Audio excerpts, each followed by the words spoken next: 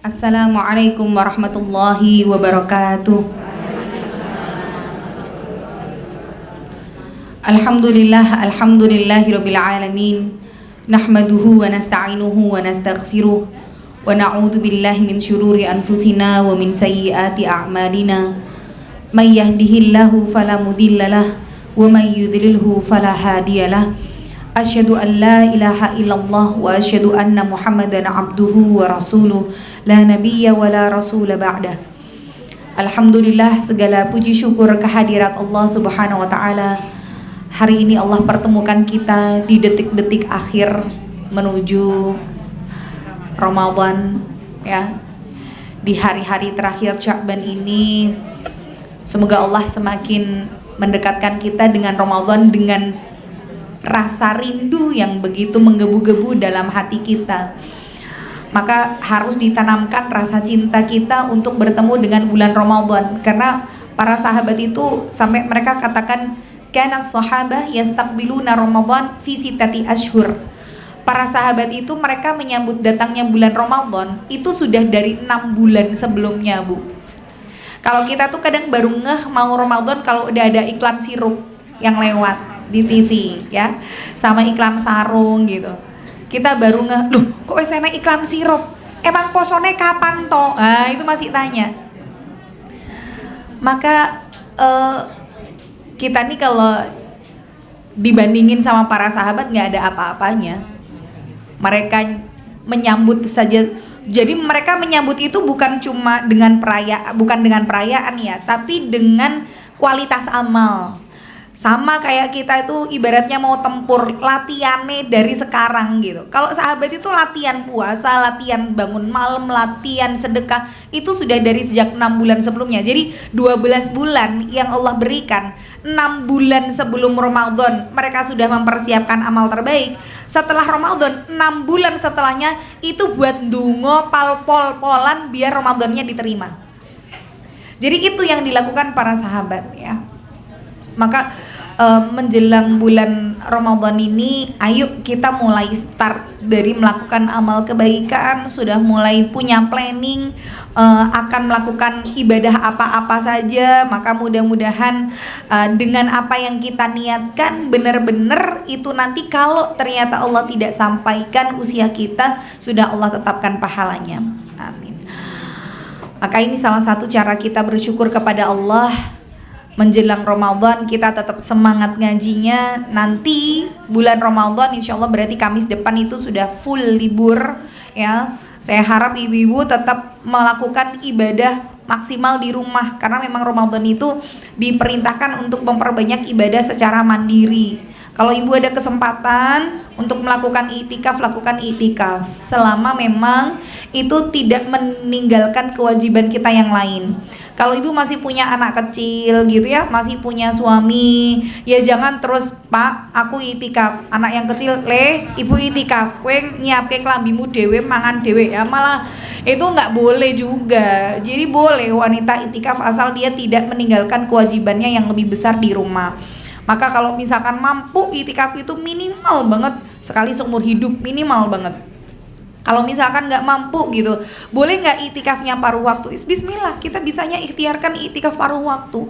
Jadi misalkan nih anak-anak berangkat sekolah dari jam 8, misalkan udah rampungan, wes bismillah bawa Quran gitu ya.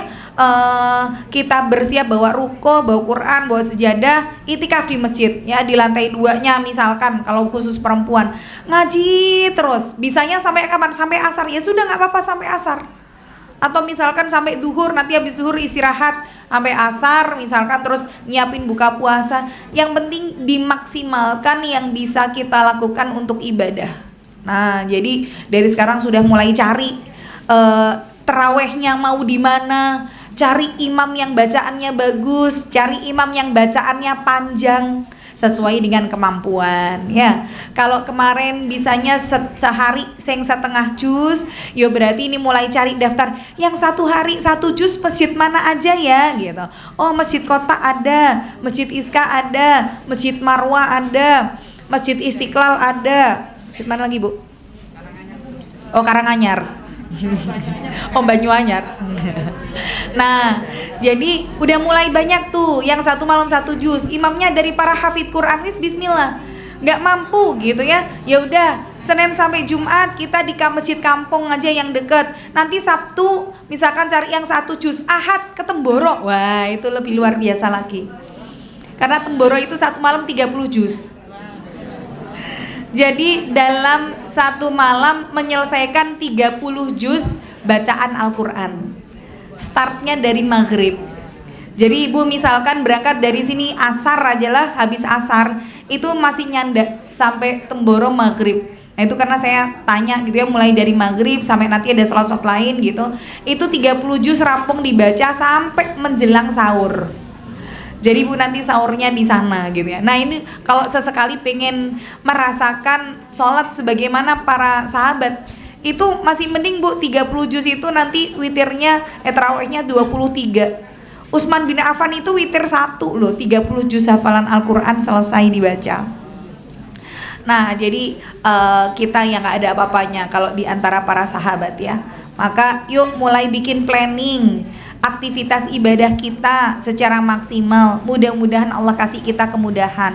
Kalau kemudian kita gak dimudahkan sama Allah dalam melakukan ibadah terbaik di Ramadan, tanya sama diri kita, dosa dan maksiatku sebesar apa toh sampai diberikan kesulitan sama Allah buat ibadah maksimal.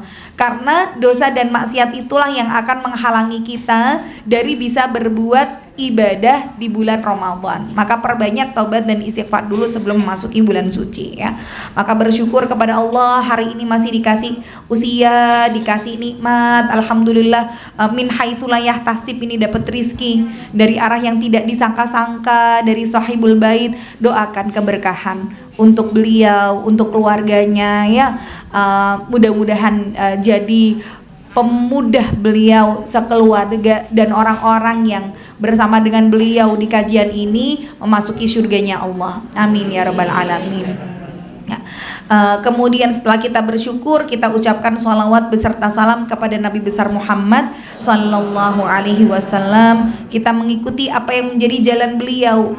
Untuk mencintai beliau tentu kita harus mengenal bagaimana beliau, bagaimana keluarga beliau.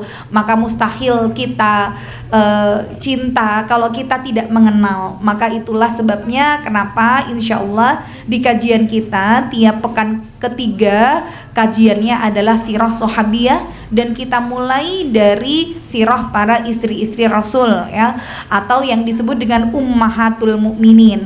Jadi semua ibu-ibu kaum mukminin itu berasal dari istri-istrinya Rasul. Maka kalau ibu itu bahasa Arabnya ummun, tapi kalau ibu-ibu bukan umun-umun ya. Oh itu udah umun-umun, bukan begitu. Maka jamaknya ummun adalah ummahat. Maka ummahatul mukminin adalah ibunda dari kaum mukminin.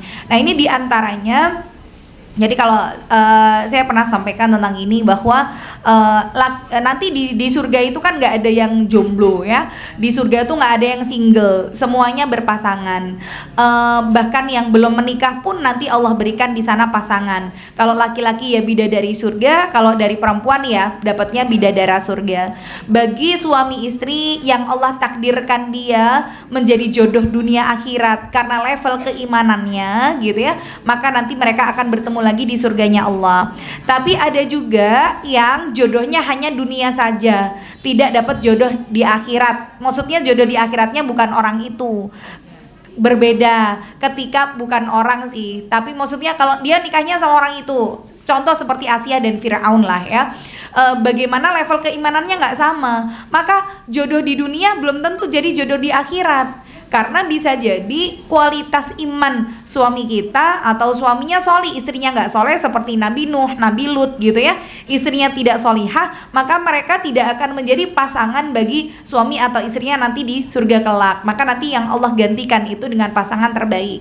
Jadi nggak ada yang nggak dikasih jodoh gitu ya. Maka Kalau dari perempuan, ketika dia nanti suaminya di akhirat siapa, Rasul bersabda, seorang istri, seorang wanita itu bersama dengan laki-laki yang terakhir kali dinikahi. Jadi kalau ibu udah pernah menikah, kemudian pengen dapat suaminya yang pertama, sedangkan sudah menikah lagi, padahal levelnya sama-sama soli gitu, maka dapatnya ya yang terakhir kali dinikahi begitu. Makanya untuk menjaga supaya istri-istri Rasulullah itu tetap menjadi istrinya Rasul di dunia dan akhirat, mereka tidak boleh dinikahi oleh orang lain sepeninggal Rasulullah. Nah, jadi ini salah satu caranya Allah menjaga mereka supaya jadi jodohnya Rasul dunia akhirat. Lalu bagaimana dengan Ibunda Asiyah, istrinya Fir'aun? Bagaimana dengan Ibunda Maryam yang memang tidak menikah? Maka disabdakan dalam hadis, keduanya akan dinikahi oleh Rasulullah Sallallahu Alaihi Wasallam ketika nanti di surga. Jadi Ibunda Asiyah sama Ibunda Maryam jadi istrinya Rasul ketika di surga, karena tidak ada bidadara yang setara dengan mereka. Saking solihahnya mereka, dan mereka disebut wanita terbaik di dunia dan juga wanita terbaik surga gitu ya. Maka yang pantas mendapatkan itu ya hanya laki-laki yang terbaik, yaitu Rasulullah. Nah, maka kita belajar tentang para ummahatul mukminin ini setelah kita mempelajari tentang Ibunda Khadijah sampai dengan wafatnya beliau di usia 65 tahun. Jadi ketika Ibunda Khadijah usia 65 tahun, Rasulullah usianya 50 tahun gitu ya. Maka Ibunda Khadijah dengan keutamaannya yang luar biasa, sampai para pakar sejarah itu mengatakan pernah suatu hari Ibunda Khadijah itu sedang membawa periuk ya, membawa apa ya, kayak tempat buat air. Kemudian Rasulullah didatangi oleh Jibril dengan mengatakan, "Ya Rasulullah, sebentar lagi Khadijah akan datang membawa periuk. Kalau nanti dia datang, tolong sampaikan salam dariku dan dari Allah untuknya." Nah, para pakar sejarah mengatakan seandainya Ibunda Khadijah itu tidak memiliki keistimewaan apapun, hanya dengan keistimewaan dapat salam dari Allah itu sudah cukup.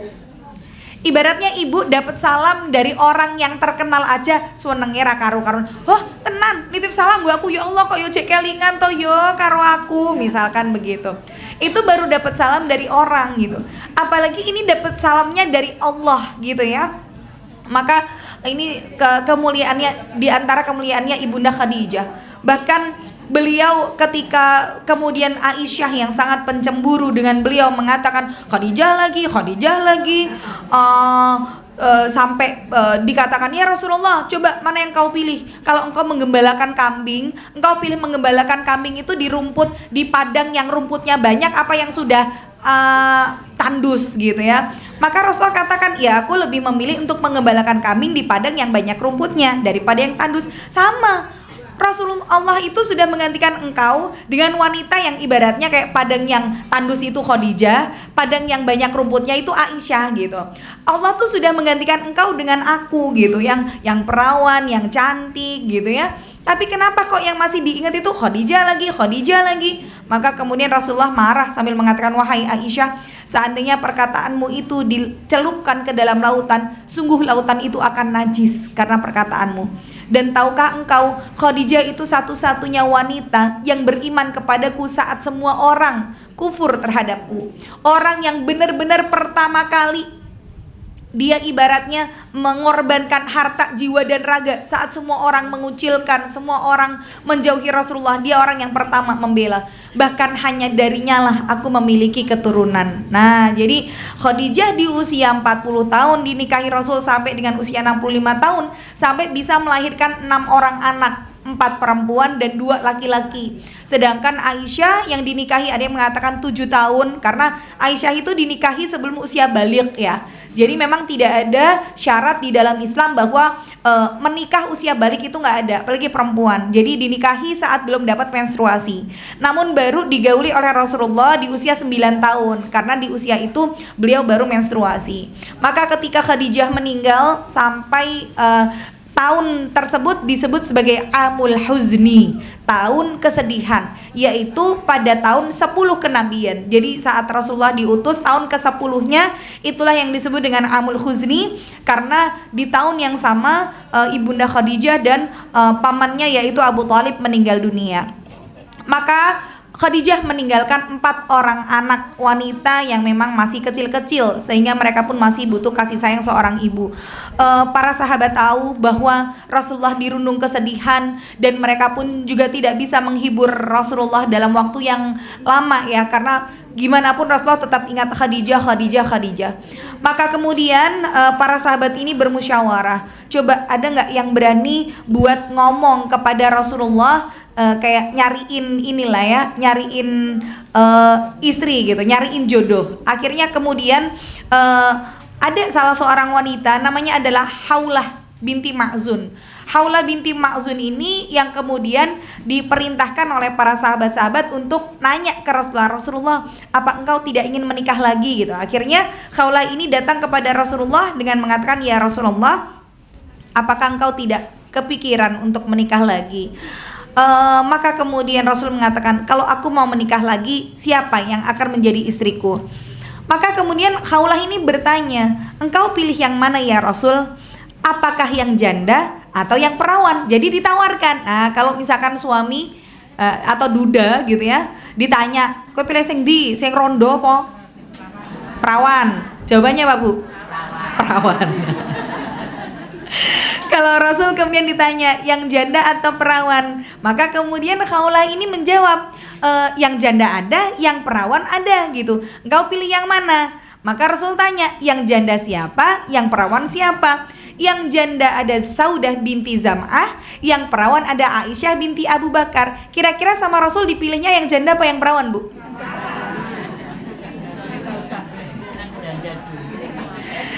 Yang mana yang dipilih Rasul lebih dulu? Yang janda.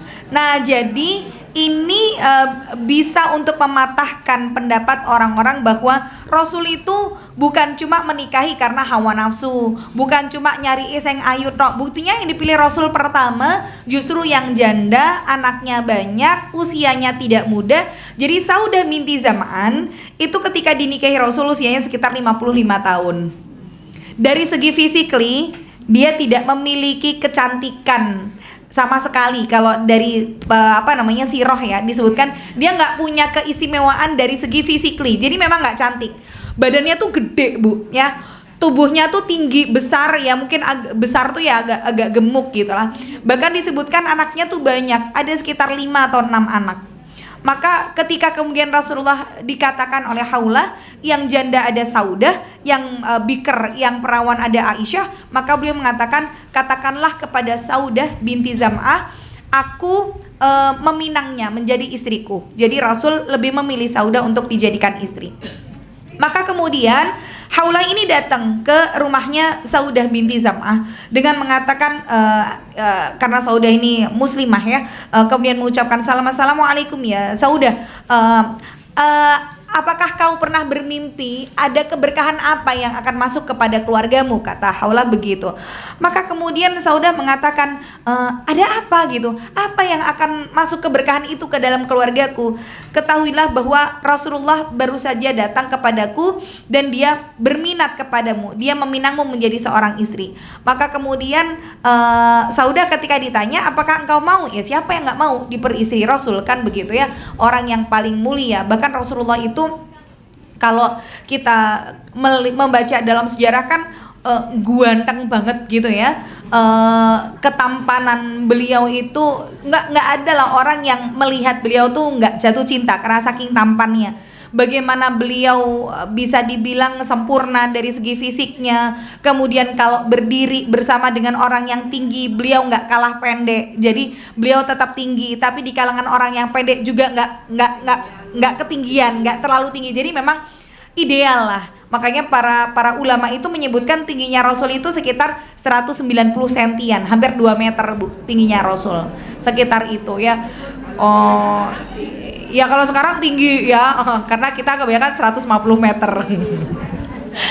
Nah ini dari segi fisiklinya. Maka Ketika kemudian ditanya kepada Saudah gitu, apakah kau menerima pinangan Rasul? Iya, aku mau, kata Saudah begitu. Sampai akhirnya tapi Saudah tahu ya bahwa padahal yang namanya seorang janda itu kan bedanya nih sama biker, bedanya sama perawan. Kalau perawan itu memang dia harus ada izin dari walinya. Artinya kalau kemudian walinya pun mengizinkan dia menikah, tapi juga walinya tidak boleh memaksa kalau anaknya ini tidak mau gitu ya. Maka pernah dalam sebuah hadis Rasulullah katakan kepada seorang wanita yang dia bilang kepada Rasul, ya Rasulullah, ayahku menjodohkan aku dengan putra dari pamanku, jadi sepupunya gitu ya, dan aku tidak mau menikah dengannya ya Rasul. Maka kemudian Rasulullah menghentikan pernikahan keduanya karena memang biker itu punya atau perawan itu punya keleluasaan dalam menerima atau menolak pinangan yang datang kepadanya. Walaupun begitu tetap harus dengan izin walinya. Berbeda dengan janda yang memang ketika dia menikah tetap butuh wali, tetapi tidak harus dapat izin dari wali. Paham Bu maksudnya? Artinya kalau walinya itu tidak mengizinkan, ya dia memiliki keleluasaan penuh dalam memilih siapa yang akan menjadi calon suaminya, yang akan menjadi suaminya nanti. Walaupun walinya itu kadang tidak mengizinkan, tapi dia boleh tetap menikah asal memang harus dengan ada walinya gitu ya. Nggak harus dengan izin wali, tapi menikah harus pakai wali. Maka kemudian Saudah paham bahwa dia masih memiliki ayah, maka dia katakan kepada Haulah, mintalah izin dulu kepada ayahku. Nah, ayahnya ini masih musyrik gitu ya. Kemudian Haulah menemui bapaknya Saudah atau Zam'ah. Kemudian ditanya oleh Haulah, wahai Zam'ah, Muhammad bin Abdullah bin Abdul Muthalib menyebut-nyebut Saudah binti Zam'ah. Kemudian ayah Saudah tadi bilang, wah, dia adalah orang yang mulia. Jadi sampai orang kafir saja mengakui bagaimana kemuliaan Rasulullah. Walaupun mereka tidak menerima dakwahnya Rasul, tapi mereka kagum dengan apa yang menjadi sifatnya Rasul. Maka kemudian ayahnya Saudah ini mengatakan, lalu bagaimana yang dikatakan oleh teman wanitamu itu? Maksudnya kata Saudah gimana gitu ya. Kemudian Haulah ini bilang dia mau, kata Haulah kepada ayahnya Saudah. Kemudian ayahnya Saudah berkata, kalau begitu berkatalah kepadanya si Saudah ini supaya datang kemari. Akhirnya Saudah dipanggil sama ayahnya. Kemudian ditanya, benar engkau mau menerima pinangannya Muhammad? Iya, aku mau, kata Saudah.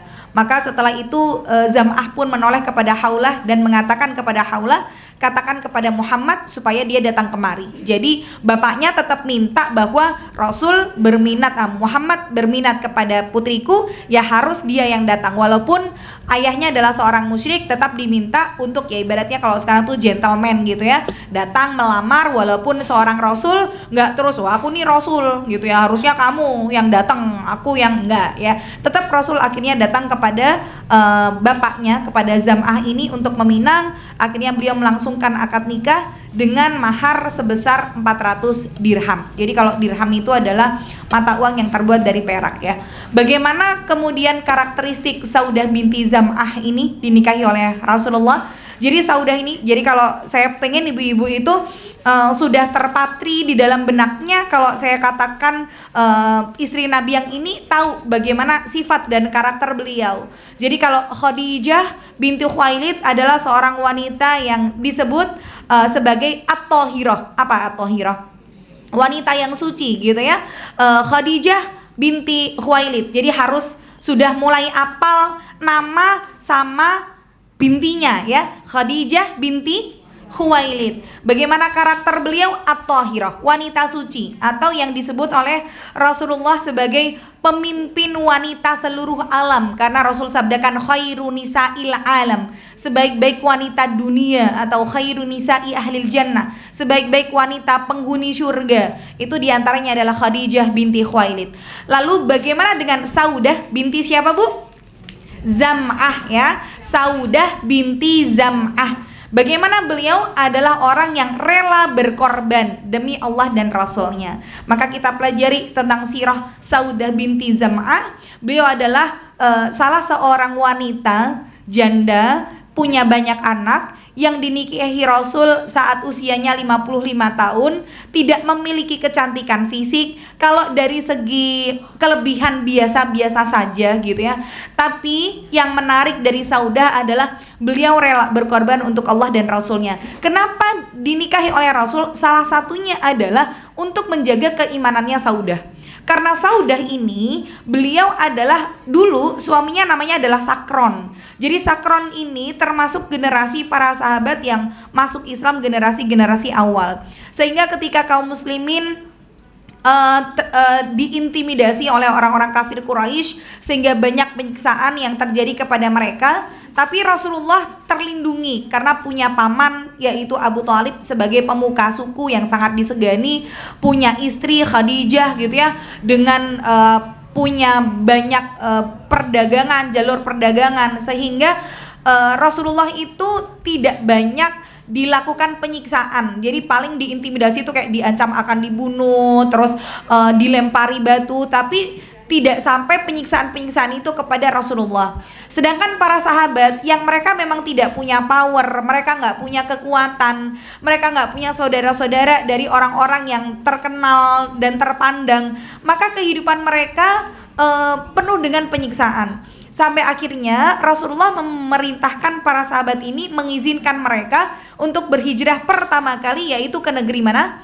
Habasyah. Habasyah ini sekarang namanya adalah Ethiopia ya. Jadi kalau kita ngelihat Ethiopia yang hari ini orangnya hitam-hitam, negro-negro gitu ya. Nah, itu adalah negara di mana kaum muslimin hijrah pertama kali. Tapi Rasul nggak ikut hijrah. Jadi hijrah Rasul pertama itu ke Taif, yang dilempari batu itu.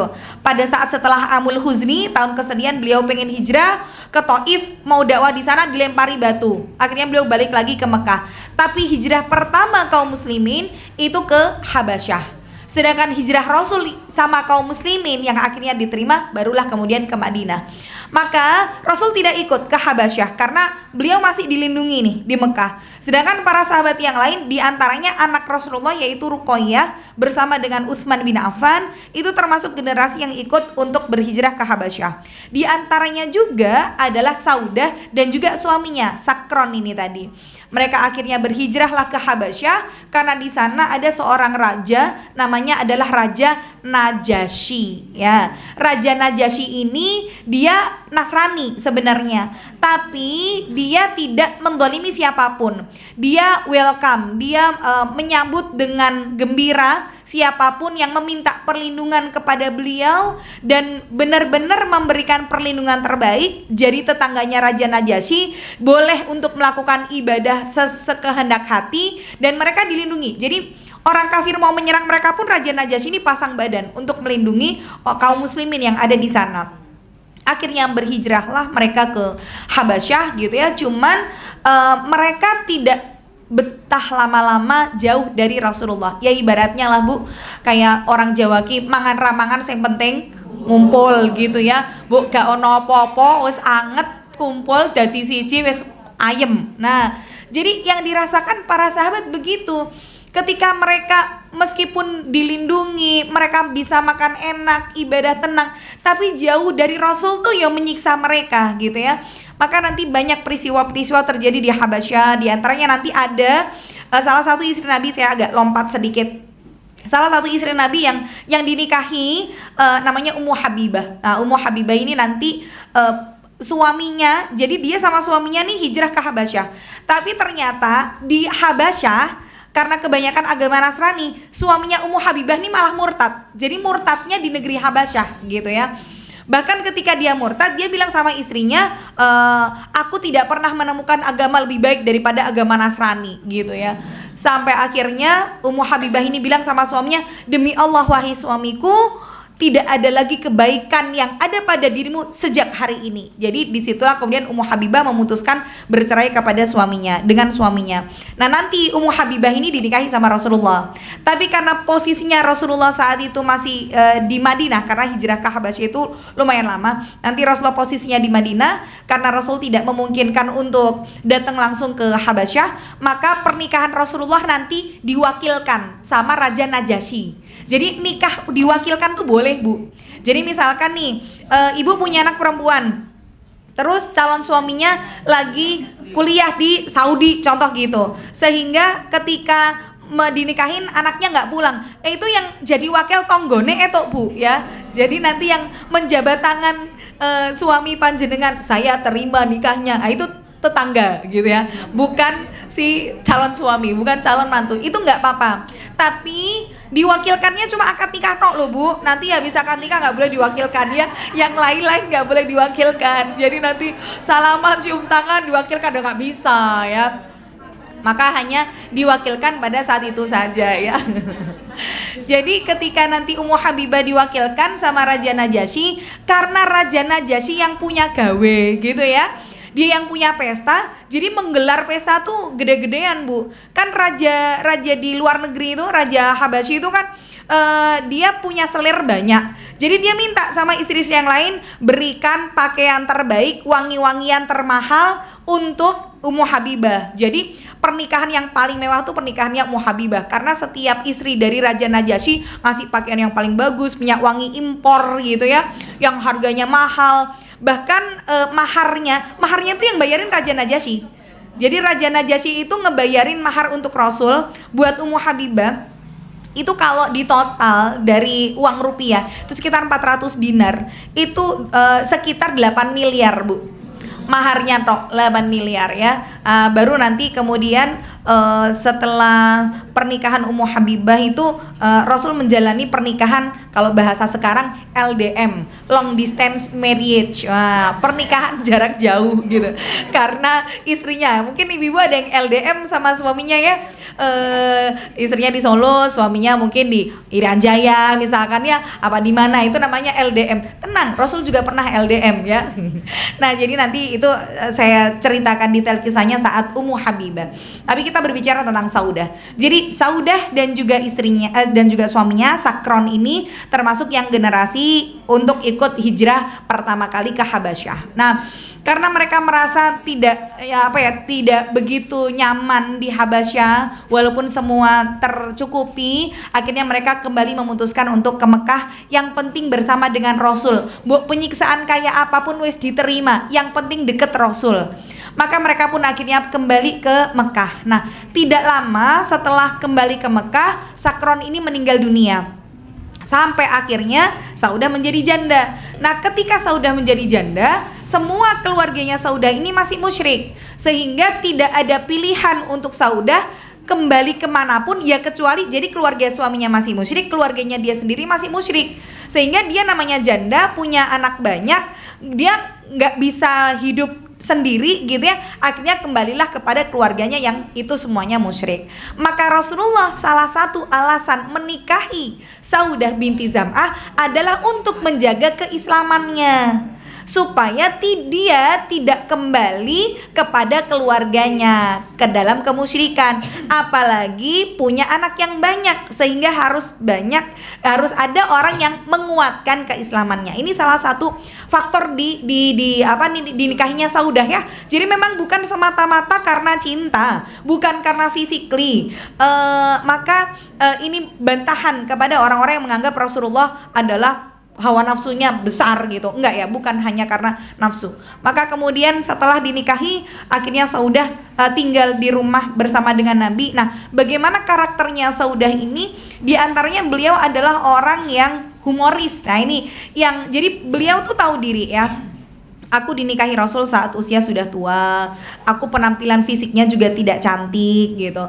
Mudah sebenarnya bagi Rasul untuk menikah dengan yang lain atau menceraikan aku. Tapi Saudah ini nggak mau. Jadi sampai para ahli sejarah itu mengatakan begini, sebenarnya istri-istri Rasul itu tidak ada satupun yang mau dimadu.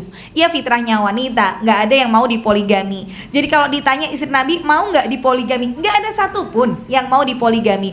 Tapi daripada diceraikan, mereka lebih memilih jadi istrinya Rasul karena tidak ada suami lain sebaik dengan Rasulullah, gitu ya. Jadi nek jane dipoligami yo wegah, nek diceraikan yo tambah wegah gitu ya, karena nggak ada laki-laki yang lebih baik daripada Rasulullah.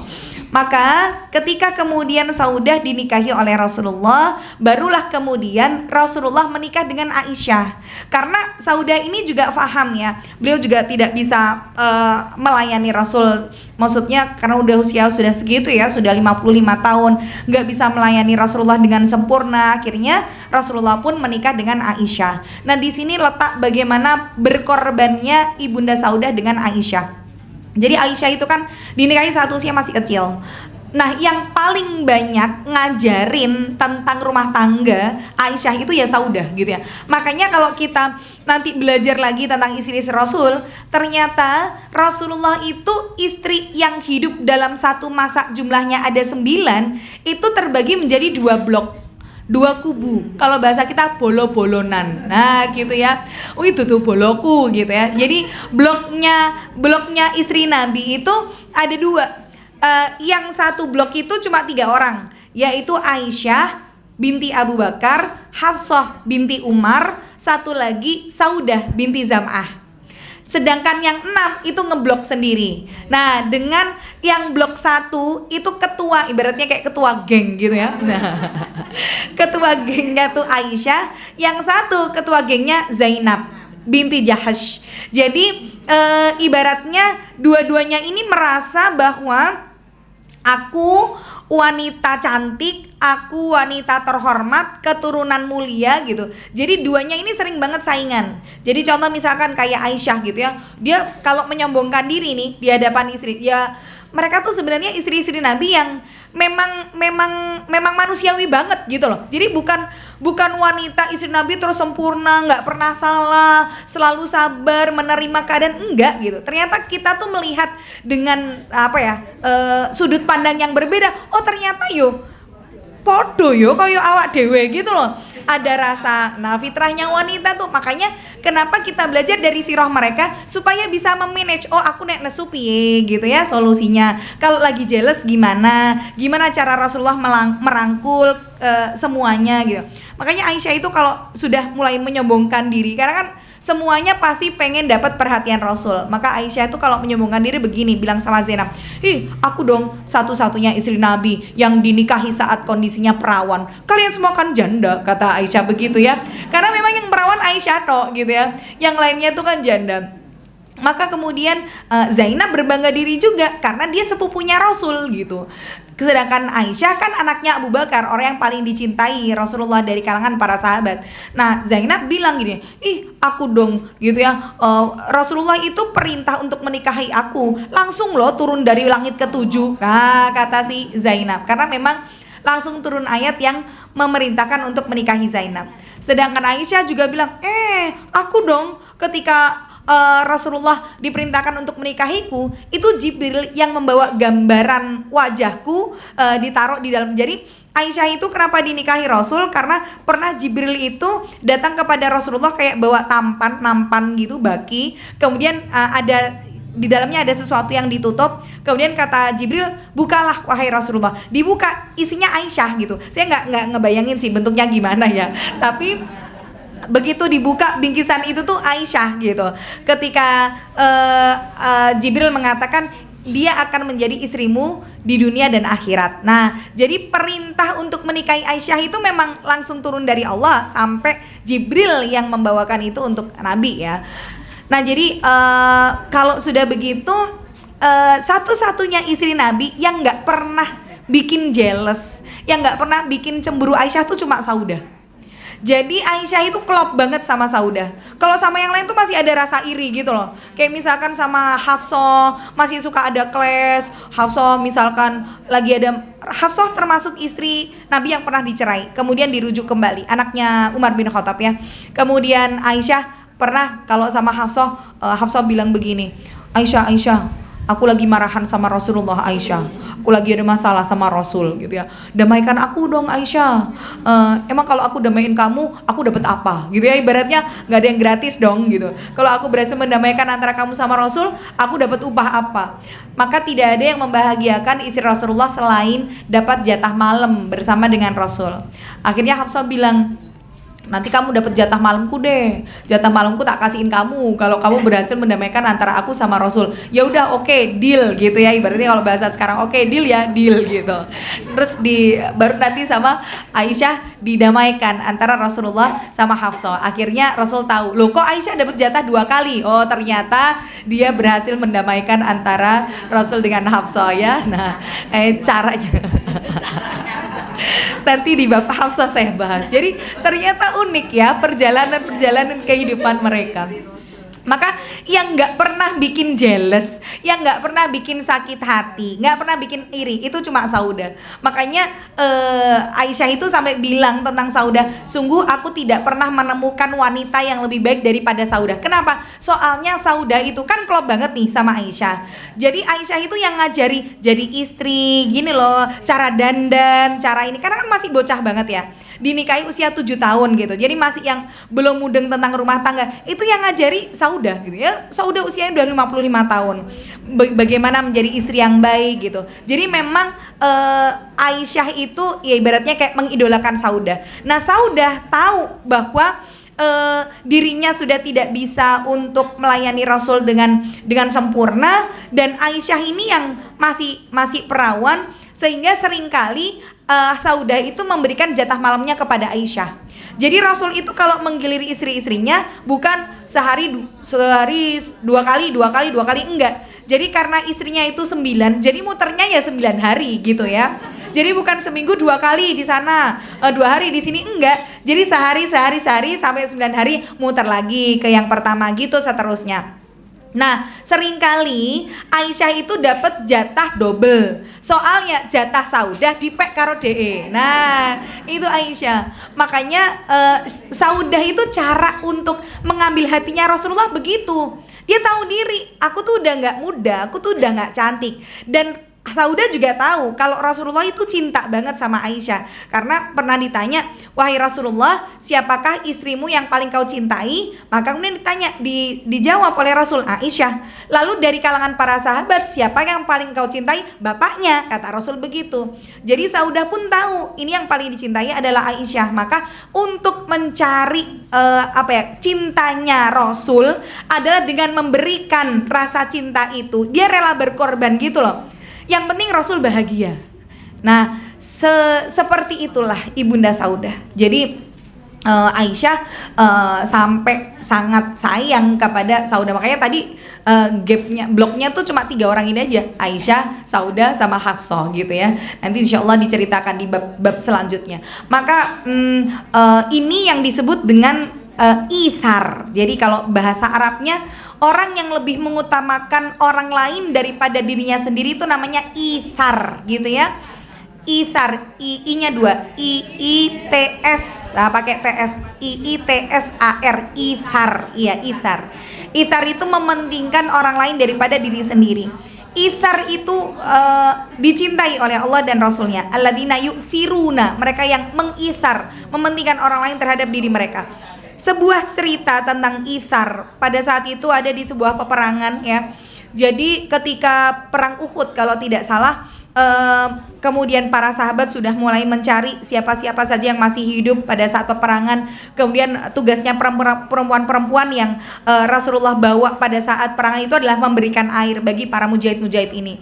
Sampailah ketika itu ada orang yang berteriak, mengucapkan dengan lirih, air, air, air gitu. Akhirnya dibawakan air kepada orang ini.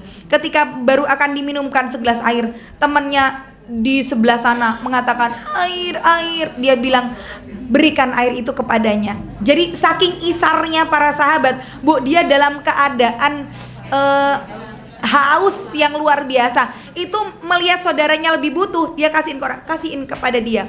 Terus deketin ke laki-laki ini. Begitu akan minum, yang sebelah sana air, air. Dia nggak jadi minum, kasih sama yang tadi minta minum. Lari lagi ke sana, ngasih minum terus gitu. Sampai akhirnya muter lagi ke yang pertama, ngelihat yang pertama sudah meninggal. Datang lagi ke urutan yang kedua sudah meninggal. Ketiga sudah meninggal. Saking semuanya itu mengutamakan orang lain terhadap dirinya sendiri. Itulah yang disebut dengan ithar gitu ya. Jadi ithar kalau dalam urusan dunia itu sangat dicintai. Tapi ithar haram dilakukan untuk urusan ibadah.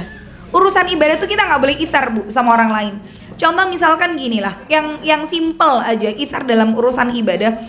Kayak kita mau sholat gitu, kemudian air wudhunya ternyata lampunya listriknya mati. Air wudhunya cuma tinggal ada 1 gayung misalkan. Ini cuma cukup wudhu untuk 1 orang. Kemudian kita sudah datang ke situ, cuma ada air 1 gayung. Kemudian kita ngelihat teman kita dia juga mau wudhu, terus kita bilang sama teman kita, wes kamu aja yang wudhu, aku tak tayamum wae. Nah itu nggak boleh.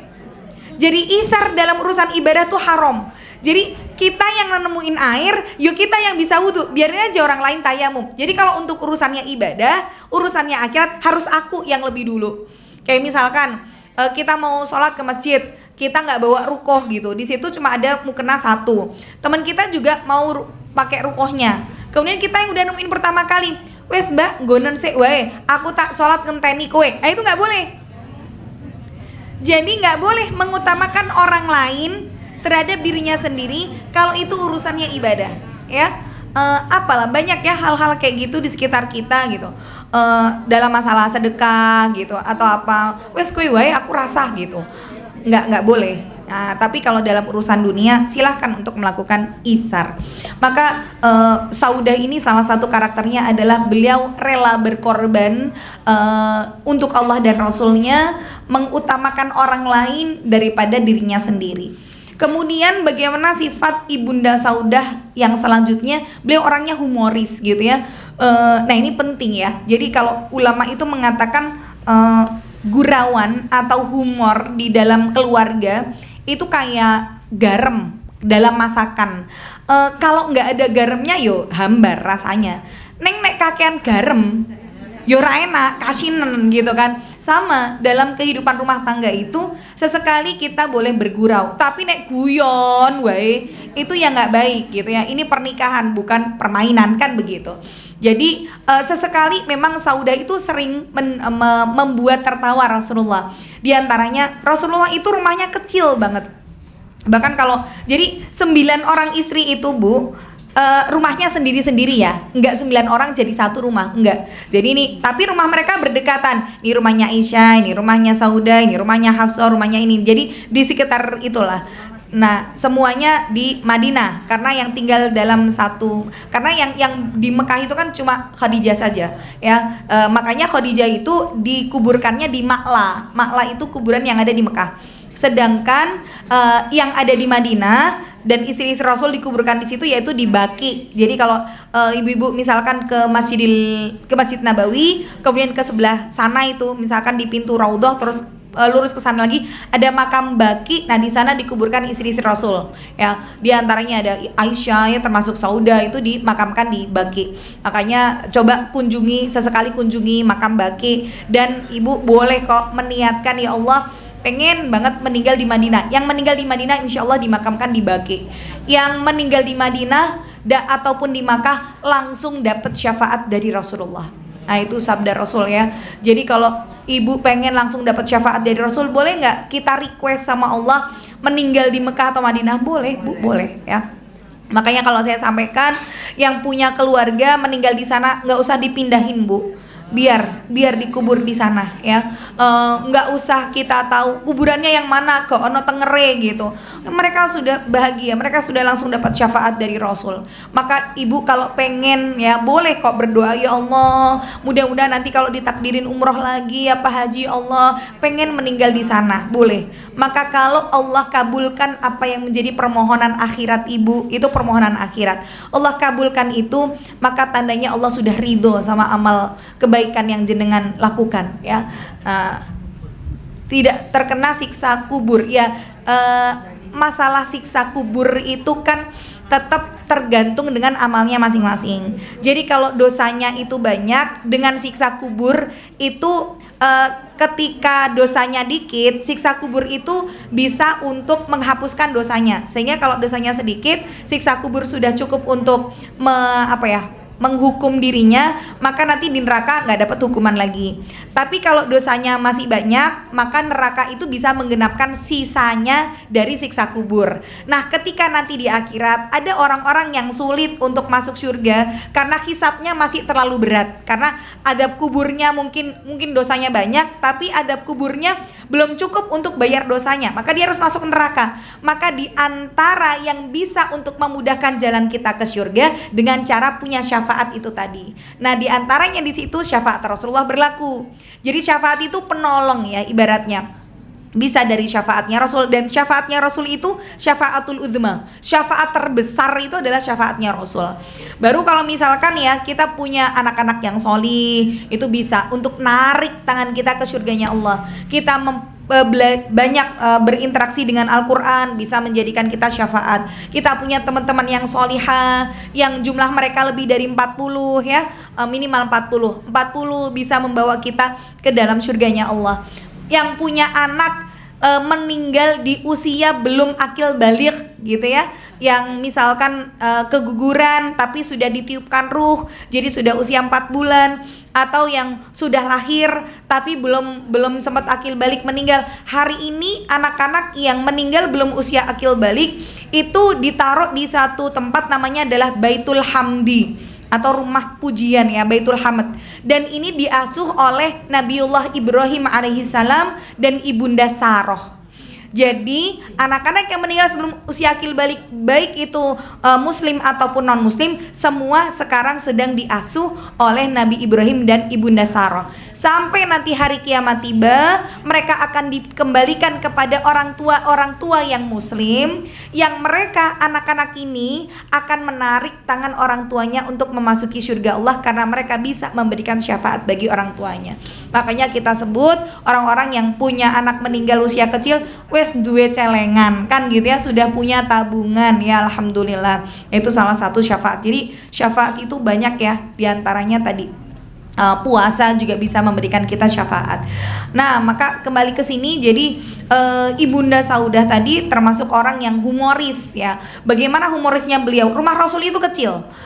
Kalau kita lihat bagaimana rumahnya Rasul dengan Aisyah ya. Kalau Rasulullah dalam kondisi iktikaf, kemudian beliau disisirin rambutnya, badannya itu di Masjid Nabawi, kepalanya di kamarnya Aisyah. Jadi kepalanya disisiri dari kamarnya Aisyah, tapi badannya Rasul di masjid. Sedekat itu antara rumah Rasul sama Masjid Nabawi. Makanya ketika Rasulullah itu dikuburkan di kamarnya Aisyah gitu ya, yang akhirnya perluasan Masjid Nabawi itu tidak mungkin untuk dipindahkan karena memang ada upaya-upaya orang untuk mencuri. Jadi kuburannya Rasul yang sekarang itu sampai 7 lapisan tanah ke bawah itu sudah di secure, maksudnya dibentengi, maksudnya dijaga supaya orang itu mereka pengen untuk ngambil apanya Rasul kadang sampai ngerogot itu dari bawah tanah. Ya itu udah sampai lapis 7 saking ngejaga ini makamnya Rasul. Makanya tidak bisa untuk dipindahkan. Jadi aslinya kamarnya tuh ya di situ, kalau kita sebut raudhah itu ya, ini mimbar, sini kamarnya Aisyah, sedekat itu. Nah, ibunda Saudah itu juga rumahnya kecil-kecil semuanya. Maka saking kecilnya ketika Rasulullah melakukan sholat itu ibunda Saudah itu di belakangnya itu nek ruko, hidungnya tuh nempel di badannya Rasul, saking deketnya gitu, saking kecilnya. Mungkin berapa ya ukurannya, kalau lah Rasulullah tingginya 190 cm, 2 meter lah. Kalau ruko Saudah juga badannya tinggi gede kan gitu, berarti kan ukuran kamarnya berapa Bu? 2 kali 2 sekitarnya itu 2 meter kali 2 meter ukuran kamarnya Rasul. Maka ketika setelah selesai sholat, Saudah bilang sama Rasulullah, ya Rasulullah, aku tadi saat rukuk memegangi hidungku. Lah kenapa? Soalnya hidungku kan kena kepada badanmu, aku takut nanti di rakaat selanjutnya hidungku copot, makanya tak pegangi, kata Saudah begitu. Rasulullah tertawa gitu ya. Nah jadi ibunda Saudah tuh sering membuat Rasulullah tertawa, lucu orangnya ya.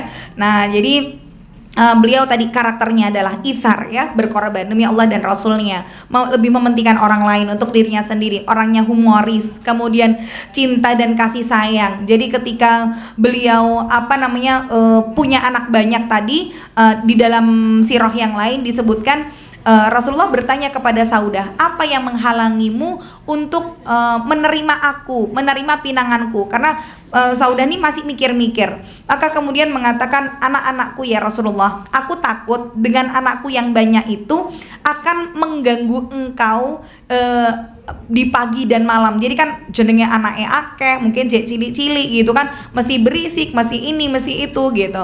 Maka kemudian Rasulullah nanti bersabda kepada Saudah, sesungguhnya sebaik-baik wanita penghuni surga adalah al-walud wal wadud. Yang saya pernah saya sampaikan. Jangan ditambahi wal gendut ya. Ya al-walud wal wadud. Jadi al walud itu adalah yang punya banyak anak dan yang punya rasa cinta, kasih sayang.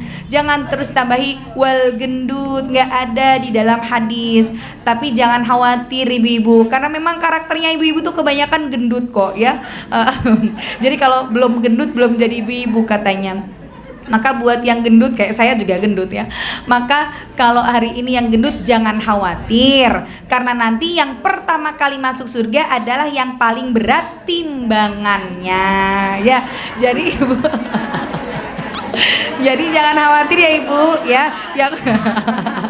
yang paling berat timbangannya nanti duluan masuk surga kok ya, jangan khawatir. Nah hadis ini sampai kepada Saudah. Jadi Rasul berkata, sebaik-baik wanita adalah yang punya banyak anak dan yang berkasih sayang terhadap sama. Jadi Saudah, nggak apa-apa banyak anak itu ya, bukti bahwa dia adalah insya Allah salah satu dari penghuni surga, dan dia berkasih sayang sampai mikirin nanti kalau anak-anakku sampai mengganggu engkau siang dan malam gimana. Itu saking besarnya cinta dan kasih sayang beliau.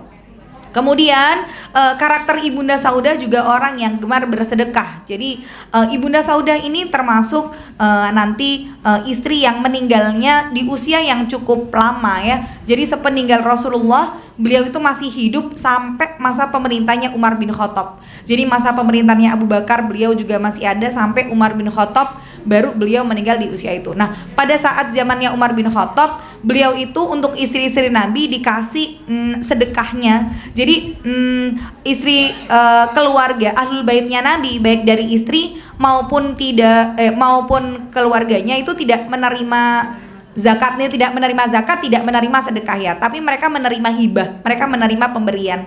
Makanya waktu salah satu cucu Rasul ya, Husain kalau tidak salah, saat beliau pernah makan kurma, dan kurma itu adalah kurma sedekah, sama Rasul langsung dipok-pok gitu ya punggungnya, sampai dirogoh bagian tenggorokannya, padahal ini anak masih kecil, masih mungkin usia 4-5 tahunan, tapi karena dia memakan kurma sedekah dan itu diharamkan untuk keluarganya Rasul, maka beliau sampai merogoh tenggorokannya Husain ini sampai dikeluarkan, saking jangan sampai ada satupun dari makanan haram yang masuk ke dalam tubuh keluarga beliau. Nah waktu itu dikasih hibah sama Umar bin Khattab istri-istri Nabi ini berupa kepingan-kepingan uang gitu ya. Jadi kan dulu kan uangnya dinar dan dirham. Jadi ditaruhnya itu di kayak kantong kurma gitu. Kemudian ketika diberikan kepada Saudah, ditanya, apa ini? Ini adalah dirham yang diletakkan di kantong kurma. Maka Saudah mengatakan, dirham ditaruh di dalam karung seperti kurma seperti ini. Kemudian beliau langsung memanggil budak wanitanya, bawa kemari talam itu, jadi minta kayak piring-piring gitu ya, bagikan dirham-dirham ini. Jadi beliau bagaimana saking senang sedekahnya, nggak mau sampai pemberian itu merusak dari amal ibadahnya. Begitu dapat uang langsung dibagi, kayaknya awak dewe dikai duit, simpen tak caleni, go seso, go iki gitu ya. Kalau beliau nggak, pokoknya begitu dapat uang sedekahkan. Nah jadi ini diantara karakter beliau. Dan karakter beliau selanjutnya adalah orang yang setia. Setia ini maksudnya adalah ketika beliau saat itu diajak oleh Rasulullah untuk melaksanakan haji terakhir atau haji wada ya, yang dilakukan oleh Rasulullah, maka Rasul mengajak para istri-istrinya dengan mengatakan kepada para istri-istrinya, janganlah kalian berhaji lagi setelah ini, tetaplah di rumah-rumah kalian. Maka sejak saat itu setelah Rasulullah meninggal, setelah melaksanakan haji wada, Maka Saudah menjadi orang yang tidak pernah berhaji lagi dengan beliau mengatakan, sungguh aku tidak akan lagi menjalankan ibadah haji setelah ini. Karena apa? Rasul waktu itu pernah melarang. Ya, larangannya Rasul, jangan kalian keluar, maksudnya tetap ada di rumah kalian, nggak usah melakukan haji lagi, dan itu dilakukan oleh Saudah. Maka beliau juga menjadi istri yang izin kepadanya datang dari langit ketujuh. Nah, jadi suatu ketika Saudah ini mengalami suatu kesulitan. Akhirnya beliau kembali menemui Rasulullah untuk menyampaikan kesulitan itu kepada beliau. Jadi kan terkadang memang para istri-istri Nabi ini tetap ada di rumahnya ketika Rasulullah berada di rumah istri-istri yang lain. Jadi saat itu Saudah ada di rumahnya sedangkan Rasulullah berada di rumah istri yang lain. Nah, saat itu Saudah mengalami kesulitan sehingga dia harus keluar dari rumahnya untuk bertanya kepada Nabi. Nah, ketika dia keluar dari rumahnya di malam hari, kemudian bertemulah oleh Umar bin Khattab. Kemudian Umar bin Khattab berkata kepada Saudah, demi Allah wahai Saudah, kamu mesti Saudah walaupun sudah pakai cadar, tapi kan perawakannya Saudah itu ketok karena gede gitu loh ya, tinggi besar gitu. Demi Allah engkau adalah Saudah gitu ya, tidak samar lagi bagi kami, kata Umar begitu. Kemudian disampaikan, kenapa kok kamu itu keluar malam-malam, bukankah tidak boleh bagi seorang wanita itu keluar di malam hari? Maka kemudian Saudah pun mendatangi Rasulullah. Ketika mendatangi Rasulullah, turunlah ayat yang menjelaskan tentang Allah mengizinkan kalian keluar untuk keperluan-keperluan kalian. Jadi langsung kesulitannya Saudah itu dijawab oleh Allah dengan turunnya dari langit ketujuh. Nah, ini diantara bagaimana karakteristiknya ibunda Saudah. Maka Saudah meninggal dunia dalam masa pemerintahan Umar bin Khattab dan kemungkinan usia beliau ya di atas 60 tahun ya, 60 tahun lebih karena tidak disebutkan meninggalnya di usia berapa, 60 tahun lebih. Maka inilah tiba saat berpisah dengan beliau, seorang ummahatul mukminin yang memiliki karakteristik seorang wanita yang rela berkorban demi Allah dan Rasulnya. Ya, jadi memang kisah tentang beliau tidak cukup banyak karena memang dinikahi juga sudah usia tua, tapi yang bisa kita ambil kesimpulannya adalah bagaimana karakternya beliau, kenapa Rasulullah menikahi beliau tidak semata-mata karena cantiknya, tidak semata-mata karena hawa nafsu, tapi karena ingin menjaga keislamannya, keimanannya. Maka ini kalau nanti suami-suami ibu minta izin untuk poligami untuk menjaga keimanan seorang wanita gitu ya. Tapi terus jangan digini, Rasulullah menjaga keimanan wanita saya dinikahi Saudah, usianya udah 55, janda, anaknya 6 gitu. Berarti kalau mau jaga keimanannya juga carinya yang janda anak banyak ya, nggak harus begitu juga ya. Karena nanti istri-istri yang lain yang dinikahi Rasul juga janda-janda tapi masih pada muda-muda ya. Ada 19 tahun, ada 35 tahun gitu. Jadi nggak semuanya janda tua gitu loh maksudnya. Hanya Saudah saja yang memang tua dan tidak memiliki fisik yang cantik. Tapi yang lainnya, Sofia binti Huyai, keturunan Yahudi, wah itu cantik luar biasa ya. Kemudian Juwairiyah, anak kepala suku, itu juga pinter dandan, Masya Allah. Jadi nanti kita belajar banyak lah tentang istri-istri Nabi ya, supaya kita bisa menteladani beliau dalam kehidupan kita. Dan mudah-mudahan ketika kita cinta Rasul, kan insya Allah makin kenal makin cinta ya sama Rasulullah. Mudah-mudahan kita akan dibersamakan dengan orang yang kita cintai nanti di akhirat. Amin ya rabbal alamin. Ini saja ibu-ibu yang bisa saya sampaikan ya. Jadi untuk materi tentang puasa memang saya tidak bisa menyampaikan. Insya Allah nanti ada kajian-kajian lain yang bisa ibu-ibu ikuti untuk materi puasa. Insya Allah nanti saya Senin juga ngisi di Masjid Siti Aisyah, Masjid Kotak, menyampaikan tentang puasa. Jadi silakan ibu-ibu 8:30 ya. Kalau ada yang punya kesempatan hadir, kita belajar tentang sana atau di masjid yang lain, insya Allah ada. Baik, itu saja 8:30. Itu saja yang bisa saya sampaikan. Ya, semoga ada manfaatnya untuk bisa kita ambil. Kalau ada kebaikan datang dari Allah, ada kekurangan datang dari saya. Wabillahi taufiq wal hidayah. Wassalamualaikum warahmatullahi wabarakatuh.